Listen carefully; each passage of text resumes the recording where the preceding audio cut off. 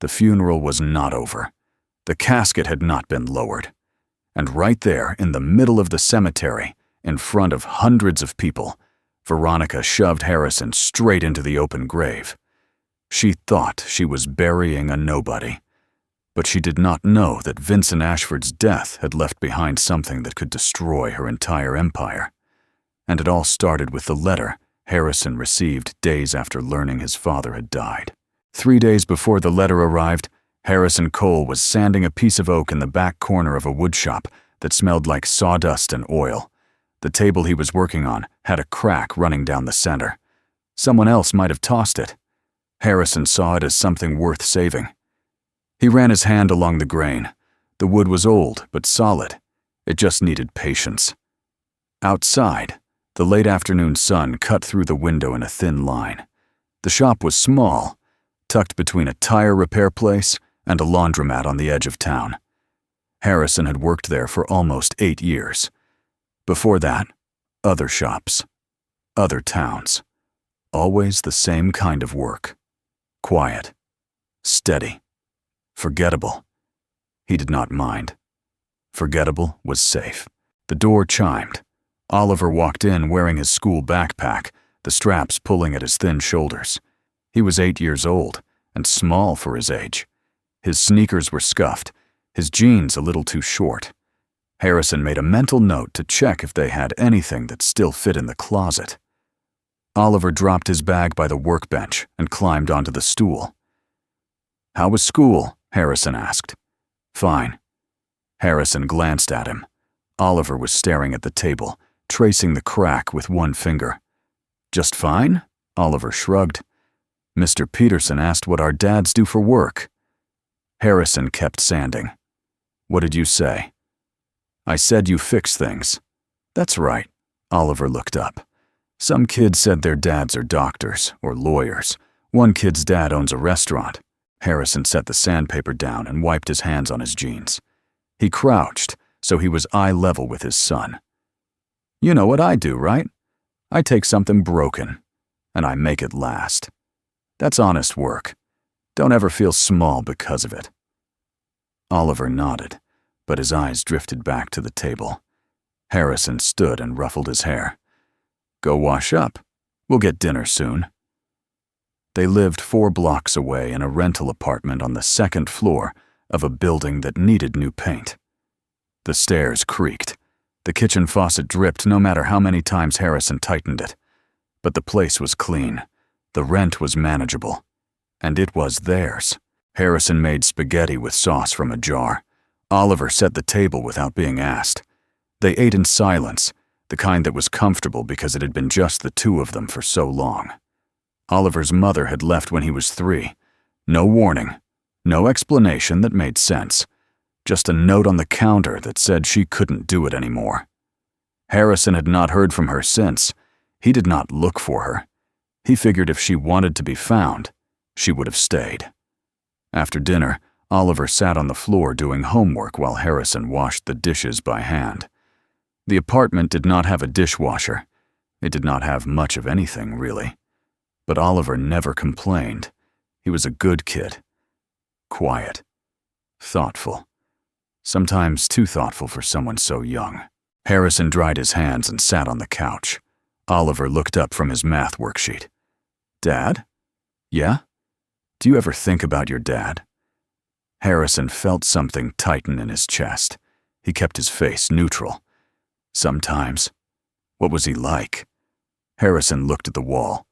There was a water stain near the ceiling that had been there when they moved in.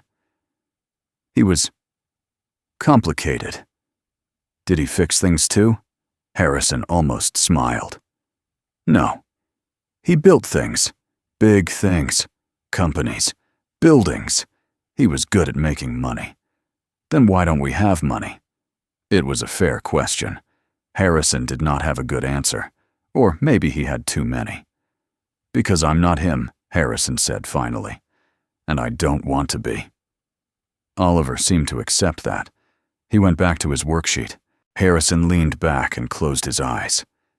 He had not thought about Vincent Ashford in months, maybe longer. It was easier that way. easier to pretend that part of his life had never happened, that he had always been Harrison Cole, carpenter, that he had never been Harrison Ashford, the son who was not good enough. But there had been a time when things were different, when he was younger, before Veronica, before everything fell apart. He remembered his father's hands, strong, precise. Vincent had taught him how to measure wood, how to cut it clean, how to see what it could become.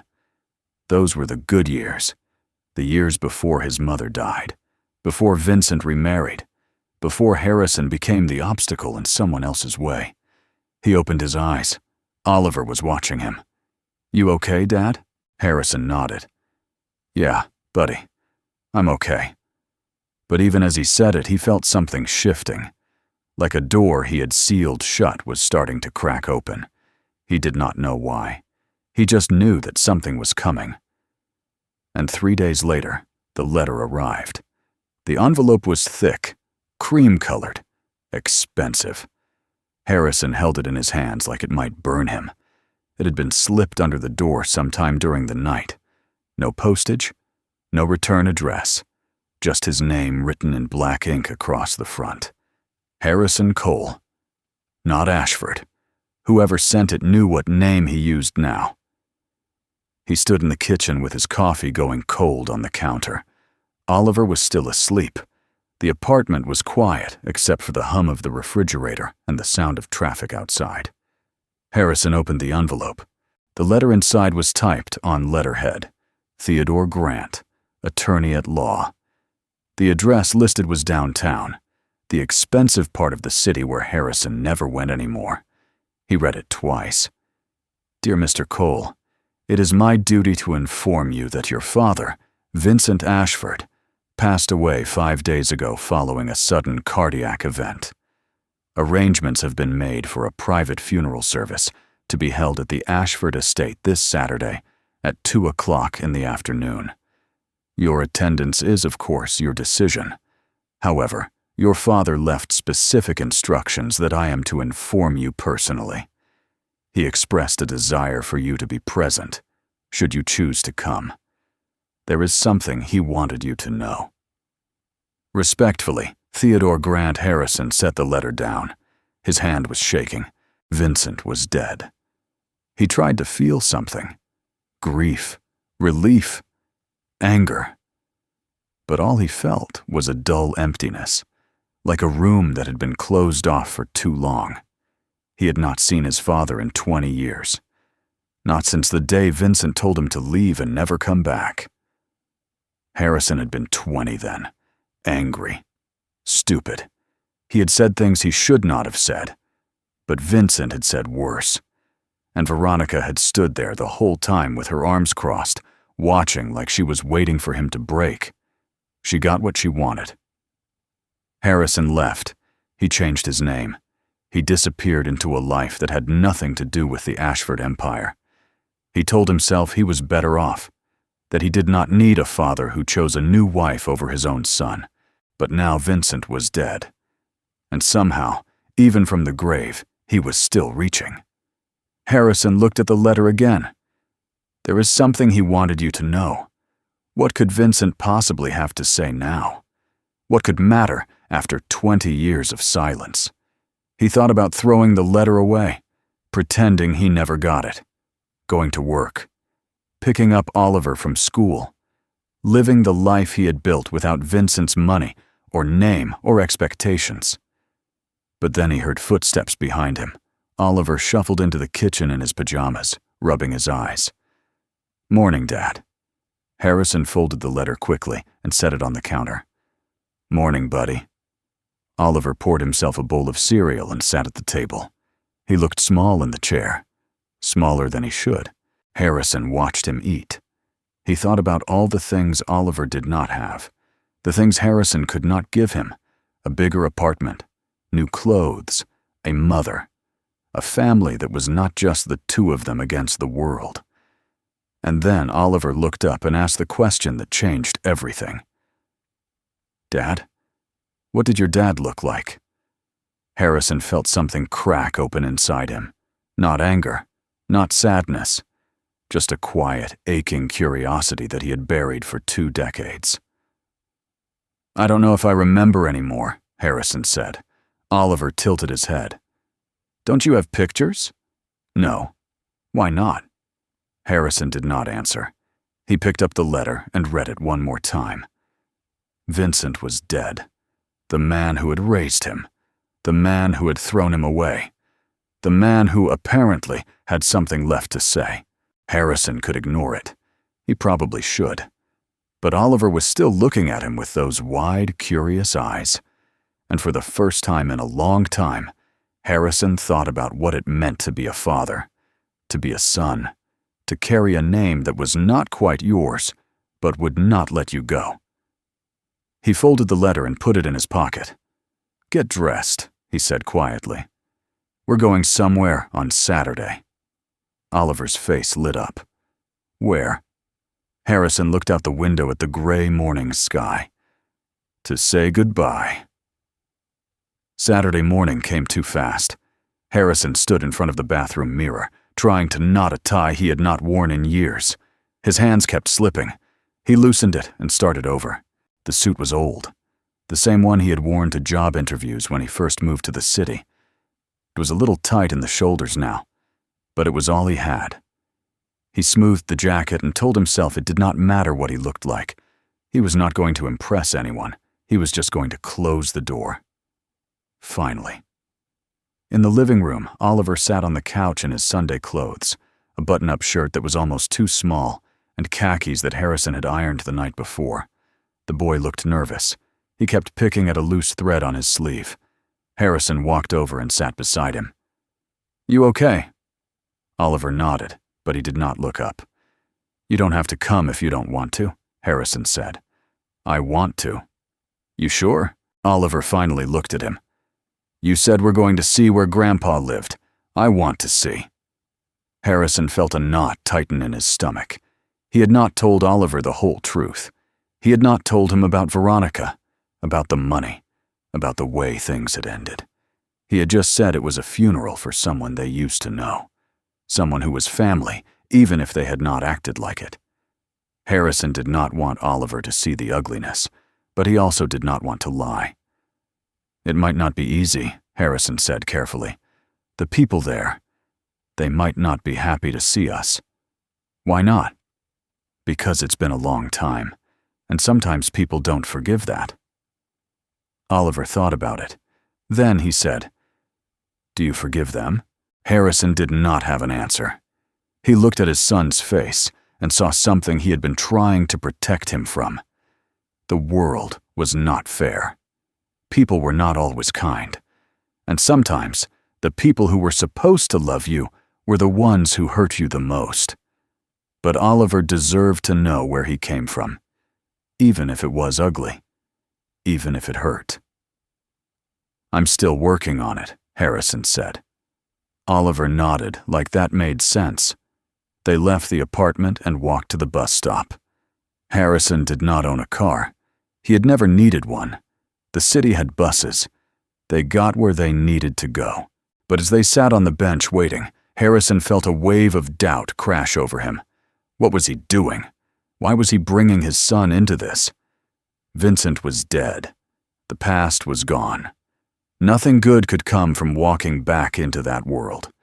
He thought about Veronica's face the last time he saw her, the way she had looked at him like he was dirt on her shoe, the way she had whispered in Vincent's ear until his father could not even look at him anymore. She would be there, at the funeral, at the estate, probably acting like the grieving widow, probably already planning how to spend Vincent's money. Harrison could turn around right now, take Oliver home, forget the whole thing. But then he remembered the letter. There is something he wanted you to know. What if it mattered? What if Vincent had left something behind that could change things? Not for Harrison, but for Oliver. A chance at something better than this. The bus pulled up. The doors hissed open. Harrison stood. He took Oliver's hand. "Come on," he said. And they stepped onto the bus that would take them to the Ashford estate, to the funeral, to the place Harrison swore he would never return. The decision had been made, and whatever happened next, there was no turning back. The Ashford estate sat at the end of a private road lined with oak trees. Harrison had forgotten how long the driveway was, how quiet everything became once you passed through the iron gates. The bus had dropped them off 2 blocks away. They walked the rest. Oliver kept looking up at the houses they passed, each one bigger than the last. By the time they reached the estate, his mouth was open. "Dad, is this it?" Harrison nodded. His throat felt tight. The lawn stretched out like a green ocean. The house itself was stone and glass, 3 stories high with windows that caught the afternoon light. Cars were parked along the curved driveway, expensive ones, black and silver and sleek. Harrison recognized some of them, or at least he recognized the kind of people who drove them. Investors, business partners, people who had known Vincent as a name, not a person. They walked toward the entrance. Harrison kept his hand on Oliver's shoulder, not pulling him back, just steadying himself. Inside, the foyer was full of people in dark suits and dresses. The air smelled like lilies and furniture polish. Voices murmured in low, respectful tones. No one looked at Harrison, or if they did, they looked through him. He scanned the room and found her almost immediately. Veronica stood near the center, surrounded by a small group of older men in tailored suits. She wore black, of course, a dress that was elegant and expensive, and somehow made her look younger than she was. Her hair was pulled back, her face composed, the perfect widow. She glanced up. Their eyes met. For a moment, Harrison saw something flicker across her face. Surprise, then recognition, then something colder. She excused herself from the group and walked toward him. Her heels clicked against the marble floor. Harrison felt Oliver shift closer to his side. Veronica stopped a few feet away. She looked at Harrison like he was a stain that had appeared on something valuable. "What are you doing here?" Her voice was quiet, controlled, but there was an edge to it. Harrison kept his voice steady. "I was invited." "By who?" "Theodore Grant, on behalf of my father." Veronica's jaw tightened. "Vincent didn't want you here." "Then why did his lawyer send me a letter?" She leaned in slightly, just enough that only Harrison could hear. "You haven't been part of this family for 20 years. Don't pretend you have a right to be here now." Harrison felt the old anger rising, the same anger that had gotten him thrown out in the first place, but he held it down. He would not give her the satisfaction. "I'm not pretending anything," he said quietly. "I'm here because he asked, and I'll leave when it's done." Veronica's eyes flicked to Oliver. She looked at the boy like he was something she had stepped in. "And you brought a child." Harrison's hand tightened on Oliver's shoulder. "This is my son. Oliver." Veronica smiled, but it did not reach her eyes. "How sweet.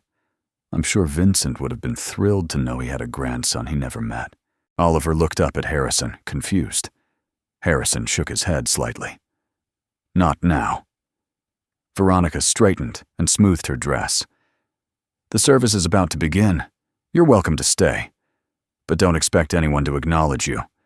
As far as they're concerned, you don't exist." She turned and walked away, her heels clicking in perfect rhythm. Harrison exhaled slowly. His heart was pounding. Oliver tugged on his sleeve. "Dad, who was that?" "Someone who used to know Grandpa." "She didn't seem very nice." Harrison almost smiled. "No, she's not." They found seats in the back. The chairs were arranged in neat rows facing a podium where a large photograph of Vincent Ashford had been placed. He looked exactly how Harrison remembered. Strong jaw, gray hair, eyes that looked right through you. People filed in and took their seats. No one sat near Harrison and Oliver. No one even looked their way. It was like they were invisible. The service began. A minister Harrison did not recognize spoke about Vincent's legacy, his contributions to the city, his generosity, his vision. Harrison listened and felt nothing. These people did not know Vincent. They knew his money, his power, the version of him that existed in boardrooms and charity galas. They did not know the man who taught his son how to cut wood, who spent Sundays in the garage building things with his hands, who laughed, who made mistakes, who was human. Harrison looked at the photograph and realized he was mourning someone who had died long before his heart stopped. The father he remembered had been gone for 20 years. This was just the funeral for what was left. And then Theodore Grant stood and called Harrison's name. The room went silent. Everyone turned to look. Harrison felt the weight of 100 stares. Beside him, Oliver shrank into his seat. Theodore Grant stood at the podium. He was older than Harrison expected. 70, maybe. Silver hair combed back, a gray suit that fit perfectly. He held a folder in one hand and gestured toward Harrison with the other. "Mr. Cole, if you would join me, please." Harrison did not move. His mind raced. Why was he being called up? What was this? Theodore waited. The silence stretched. Harrison stood slowly. He felt Oliver grab his hand. "It's okay," Harrison whispered. "Stay here." He walked down the aisle. Every eye followed him. He heard whispers, saw heads turn. Veronica sat in the front row, her face unreadable. Harrison reached the podium. Theodore nodded and stepped aside slightly, speaking low enough that only Harrison could hear. "Your father left instructions. I need to read a portion of his will. Now, in front of these witnesses." Harrison's stomach dropped. Why now? Because he wanted them to hear it. All of them. Theodore turned back to the room and opened the folder. He pulled out a single sheet of paper and began to read. "To my son, Harrison Cole, formerly Harrison Ashford, I leave 40% of my estate, including all properties, investments, and holdings, under the Ashford Trust." The room erupted. People gasped. Someone shouted. Veronica stood, her face white with fury. Theodore continued, his voice cutting through the noise. "To my wife, Veronica Ashford, I leave 30%. The remaining 30% will be donated to the Ashford Foundation for charitable works." Veronica's voice rang out. "This is a fraud. That will is fake." Theodore looked at her calmly. "I assure you, Mrs. Ashford, this document was signed and notarized in my presence 6 months ago. It is entirely legitimate. He was sick. He wasn't in his right mind. He was in perfect health at the time of signing. I have medical records to confirm." Veronica turned to Harrison, her composure shattered. "You did this. You manipulated him." Harrison stared at her. "I haven't seen him in 20 years. "Then how did you get in the will?" Theodore stepped forward. "Because Vincent wanted it. He left a letter as well, for Harrison." He handed Harrison an envelope. The handwriting on the front was shaky but unmistakable. His father's.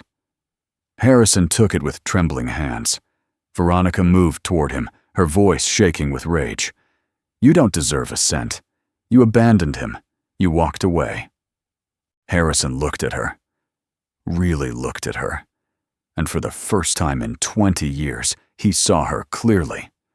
Not as the powerful woman who had taken his father, but as someone desperate to hold on to something that was slipping away. "I didn't abandon him," Harrison said quietly. "You made sure I had no choice." The room was silent. Veronica's face twisted. "You have no proof of that." "I don't need proof. I was there." Theodore cleared his throat. "The will is binding. The estate will be divided as instructed. If there are any legal challenges, they can be filed with my office. But as of today, Harrison Cole is a primary beneficiary." Veronica turned and walked out. The door slammed behind her. People began to stand. Conversations erupted. Harrison felt like he was underwater. Everything sounded distant, muffled. He looked down at the envelope in his hands. He did not open it. Not here. Not in front of them. Theodore leaned in. You should leave, before this gets worse. Harrison nodded. He walked back to Oliver, who stood and grabbed his hand without a word. They left through a side door. Outside, the air was cooler. The sun was starting to set. Harrison sat on a stone bench near the garden and finally opened the letter. Inside, in his father's handwriting, were 4 sentences. Harrison, you were never the problem.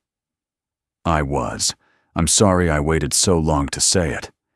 Make sure Oliver knows his grandfather was proud of him. Harrison folded the letter carefully. His hands were shaking.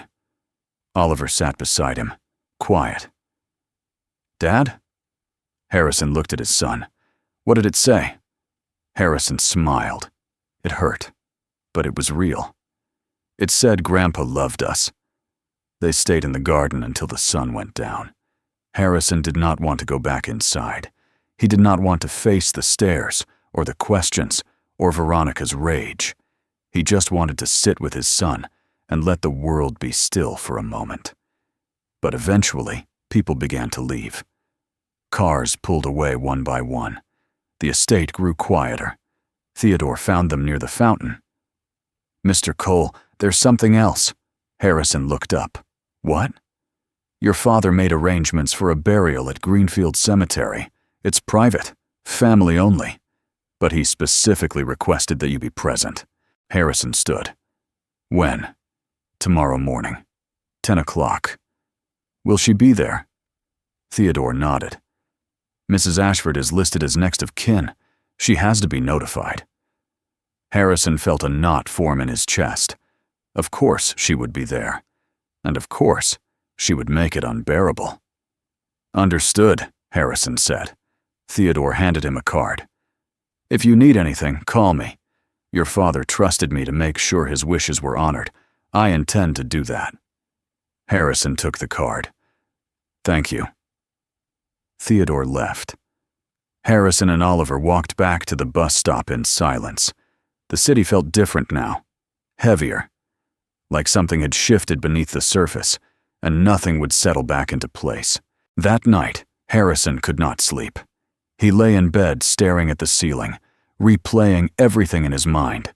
The will, the letter, Veronica's face when she realized she had lost control. 40% of Vincent's estate. Harrison had no idea what that meant in actual numbers. Millions, probably. Maybe more. It did not feel real. And more than that, it did not feel right. He had not earned it. He had not been there. He had walked away and built a life without Vincent's money or name. And now, suddenly, he was being handed a fortune he never asked for. He thought about what he could do with it. Pay off debts he did not have. Buy a house. Give Oliver the kind of life Harrison never had. But he also thought about what it would cost. The scrutiny, the expectations, the fight Veronica would put up. He did not want any of it. But Vincent had wanted him to have it. And maybe that was what mattered. The next morning, Harrison and Oliver took the bus to Greenfield Cemetery. It was smaller than Harrison expected. Quieter. Rows of headstones stretched across a hillside dotted with trees. A small group had gathered near the gravesite. Veronica stood at the front, dressed in black again. A few older people Harrison did not recognize stood behind her. Theodore was there too, off to the side watching. Harrison and Oliver approached slowly. Veronica saw them, and her jaw tightened. But she said nothing. The service was short. A pastor named Raymond spoke about rest and peace and the hope of something beyond. Harrison barely heard it. He was too focused on the hole in the ground, the casket being lowered, the finality of it all. When it was over, people began to leave. Veronica stayed. So did Harrison. They stood on opposite sides of the grave, staring at each other across the open earth. Veronica spoke first. "You're not keeping that money." Harrison did not respond. "I'll fight you," she continued. I'll tie this up in court for years. You'll spend every cent you inherit just trying to prove you deserve it." Harrison looked at her. "I don't want the money." That stopped her. She blinked. "What?" "I said I don't want it. I never asked for it. I don't need it." Veronica's eyes narrowed. "Then why are you here?" "Because he asked me to be. He's dead. It doesn't matter what he wanted." Harrison shook his head.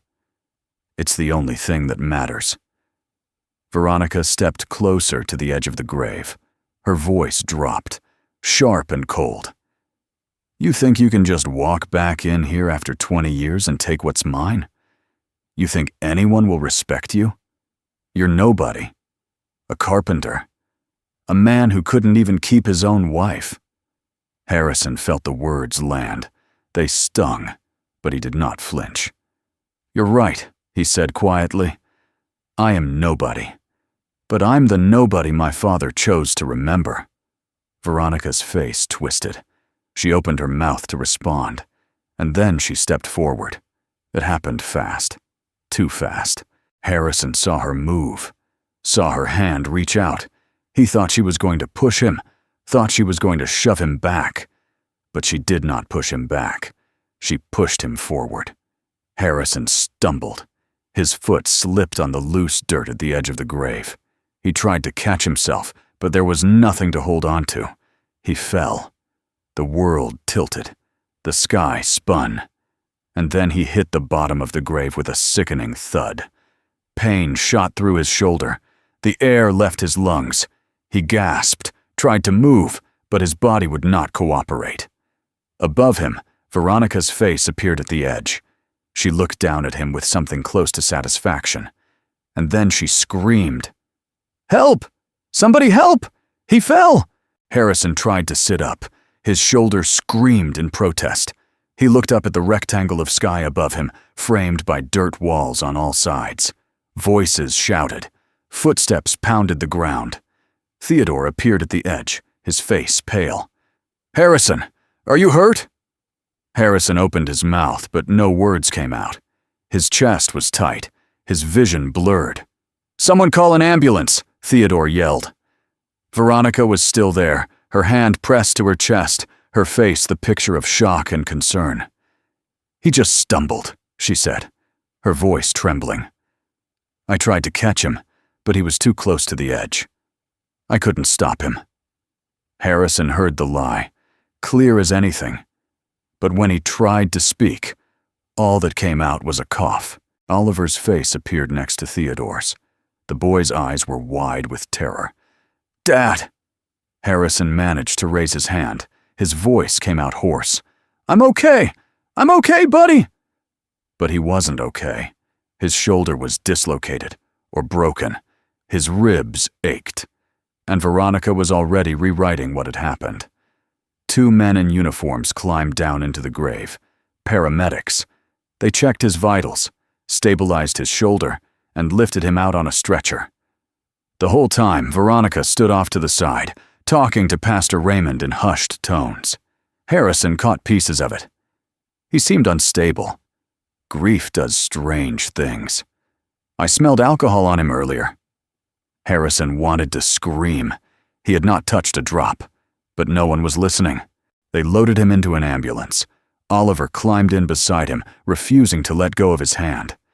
At the hospital, they set his shoulder and wrapped his ribs. The doctor said he was lucky. Nothing broken, just bruised. But Harrison did not feel lucky. He felt humiliated, angry, and trapped. Theodore arrived an hour later. He sat in the chair beside Harrison's bed, his expression grim. "Veronica is telling people you were drunk, that you tripped." Harrison closed his eyes. "I wasn't drunk." "I know, but she has witnesses. Or at least, she's working on getting them." "She pushed me." Theodore leaned forward. "Did anyone see it?" Harrison thought back. The cemetery had been mostly empty by then, just a few stragglers. Pastor Raymond had been standing off to the side. He might have seen something. But would he say anything? "I don't know," Harrison admitted. Theodore sighed. She's going to use this. She'll say you're unstable, that you're unfit to manage your portion of the estate. She'll petition the court to have your inheritance frozen until a psychiatric evaluation can be completed. Harrison stared at the ceiling. Can she do that? She can try. And with enough money and the right lawyers, she might succeed. Harrison felt the weight of it pressing down on him. This was not about the money anymore. It was about power. Control.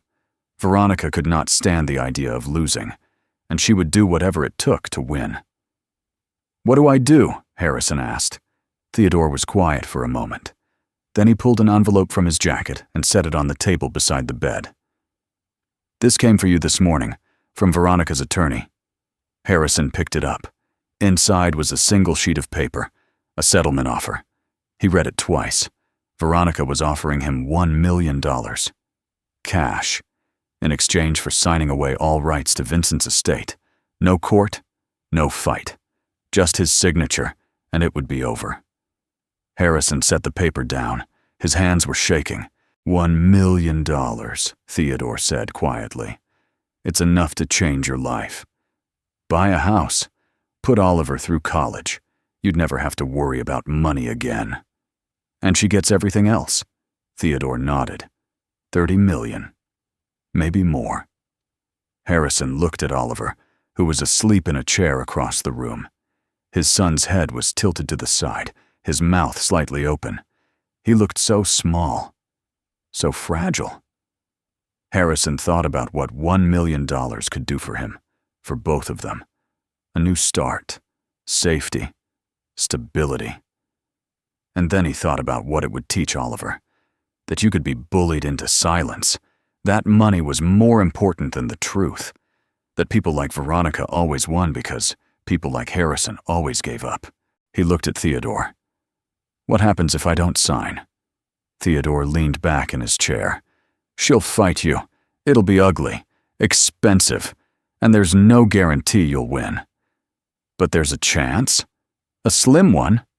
Harrison picked up the pen that was sitting on the table. He held it over the paper. One signature. That was all it would take.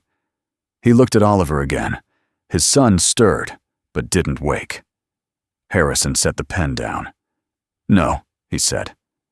Theodore raised an eyebrow. "You're sure?" Harrison nodded. "My father left me that inheritance for a reason. I'm not going to let her take it just because she's willing to lie." Theodore stood. "Then we fight." Harrison met his eyes. "Then we fight." Harrison sat at the small kitchen table with the settlement offer in front of him. 3 days had passed since the cemetery.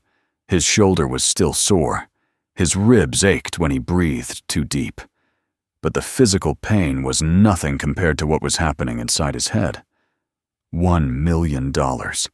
He kept staring at the number, kept imagining what it could buy. A house with a yard. A car that did not break down every other month. College tuition for Oliver. Security. Peace. All he had to do was sign. Oliver was at school. The apartment was quiet except for the hum of the refrigerator and the traffic outside. Harrison had taken the week off work. His boss had not been happy, but Harrison did not care. He could not focus on sanding wood when his entire life was being pulled apart. Theodore had called twice that morning. Veronica's lawyers were pushing for a response. They wanted an answer by the end of the day. Sign or fight. There was no middle ground. Harrison picked up the pen. His hand hovered over the line where his signature was supposed to go. He thought about Vincent, about the letter, about the words that had broken something open inside him. You were never the problem. I was. His father had spent 20 years in silence, 20 years letting Veronica control the narrative, and in the end, he had tried to make it right the only way he knew how, by giving Harrison something that could not be taken away. Except it could. If Harrison let it. He set the pen down and rubbed his face. He was tired. So tired. The door opened. Oliver came in, his backpack sliding off one shoulder. He dropped it by the couch and walked into the kitchen. "Hey, Dad." Harrison looked up. "Hey, buddy, how was school?" Oliver shrugged and climbed onto the chair across from him. He glanced at the papers on the table but did not ask what they were. Instead, he said, "Mr. Peterson told us a story today." Harrison leaned back. "Yeah? What about?" "About this guy who had to choose between doing something easy or doing something right." Harrison felt something tighten in his chest. "What did the guy choose?" Oliver looked at him with those clear, honest eyes. "He did the right thing, even though it was hard. Mr. Peterson said that's what makes someone good. Not whether they win or lose, just whether they tried to do the right thing." Harrison stared at his son, 8 years old, too smart for his own good. "What do you think?" Harrison asked. "Do you think he made the right choice?" Oliver nodded. "Yeah, because if he did the easy thing, he'd always feel bad about it, even if no one else knew."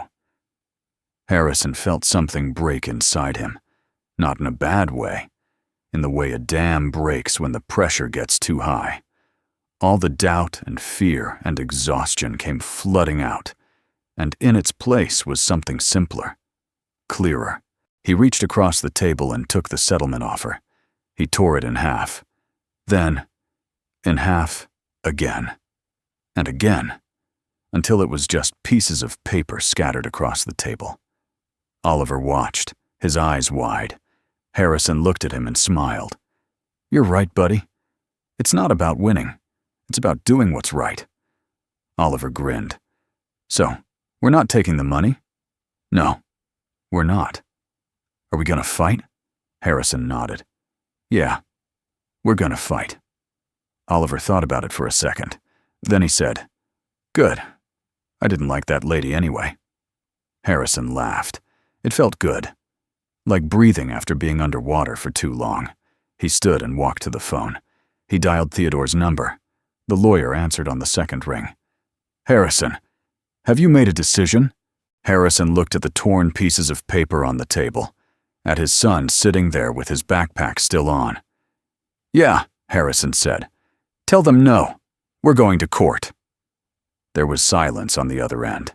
Then Theodore said, "All right, I'll file the response today." Harrison hung up.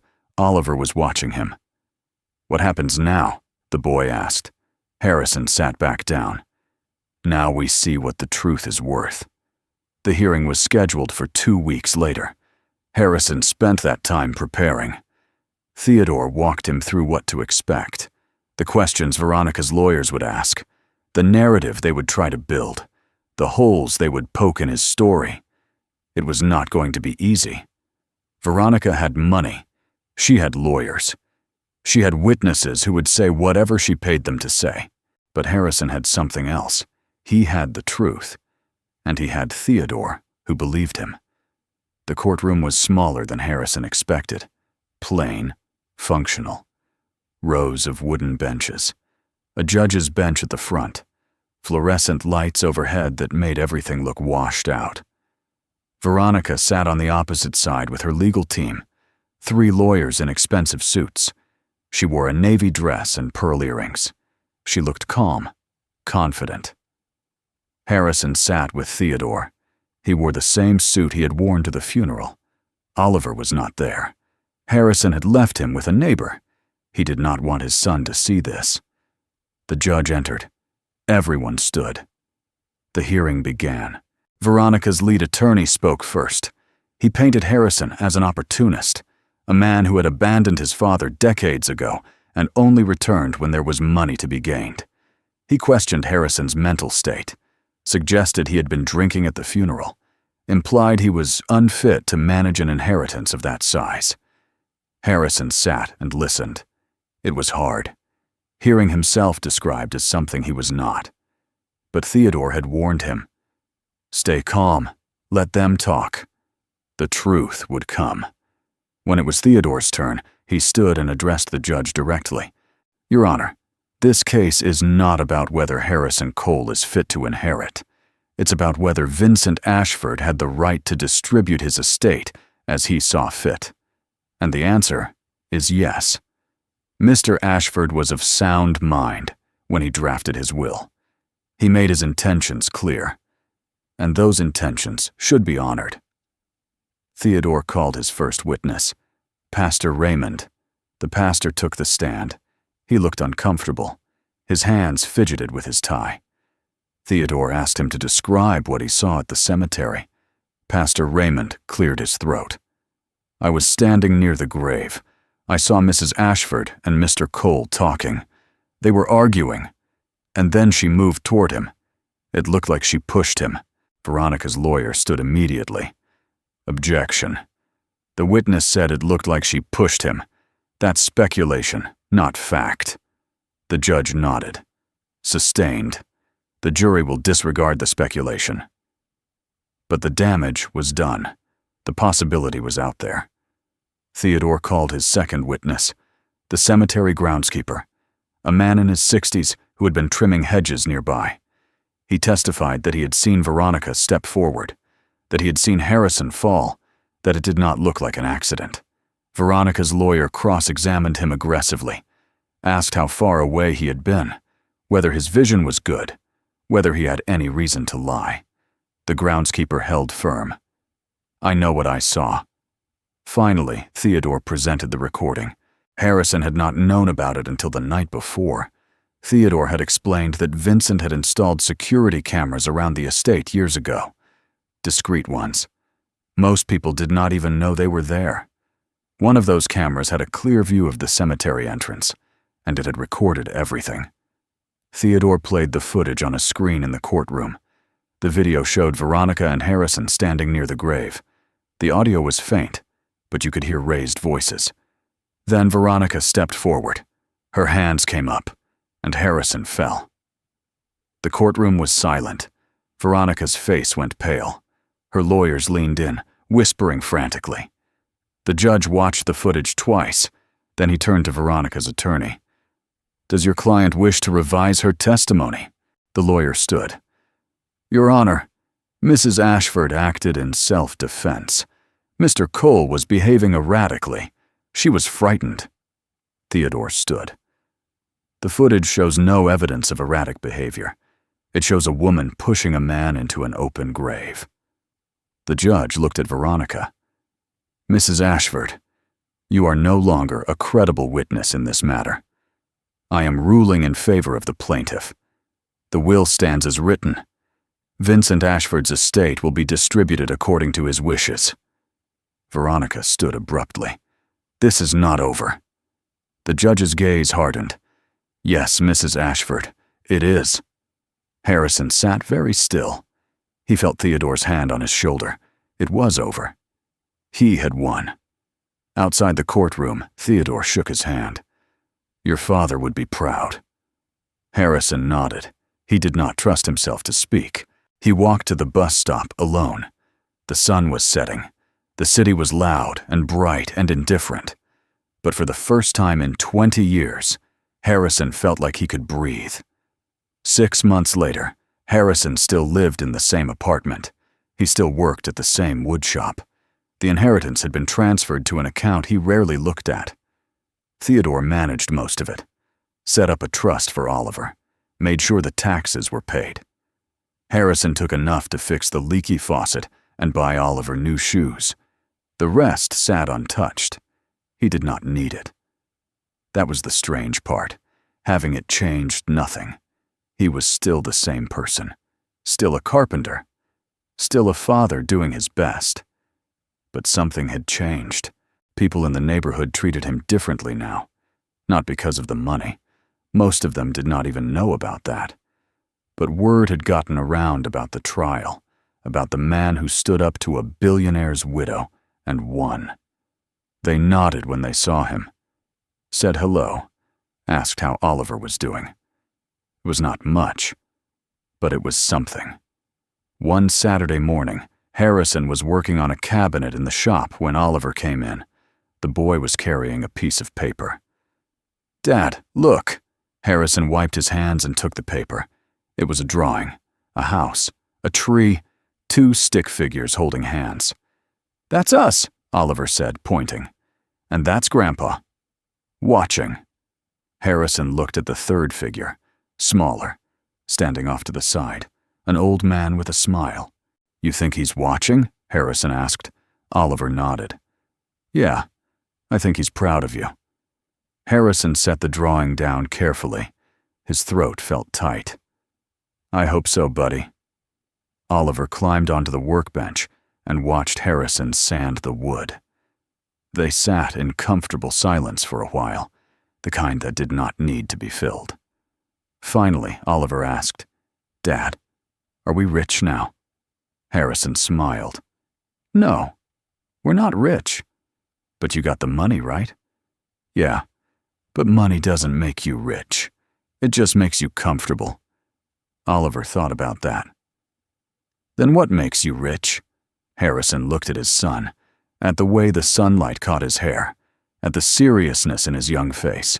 "This," Harrison said, "having someone who matters, doing work you believe in, knowing you didn't give up when it would have been easier." Oliver nodded like that made sense. Later that afternoon, Harrison hung a new sign outside the shop. Ashford and Son Woodworks. He had thought about it for a long time, whether to use the name, whether it meant something, or if it was just words. In the end, he decided it was both. That night, Harrison sat on the couch with Oliver asleep beside him.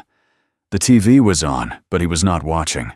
He was thinking about Vincent, about the letter, about the fact that his father had waited 20 years to say he was sorry. Harrison did not know if he had forgiven him. Maybe forgiveness was not the point. Maybe it was enough to know that Vincent had tried, that in the end, he had chosen his son. Harrison pulled the letter out of his wallet. He had carried it every day since the funeral. The paper was creased and soft from being folded and unfolded so many times. He read it one more time. Make sure Oliver knows his grandfather was proud of him. Harrison looked at his son, at the way his chest rose and fell in sleep. "He knows," Harrison whispered. And for the first time in a very long time, Harrison believed it.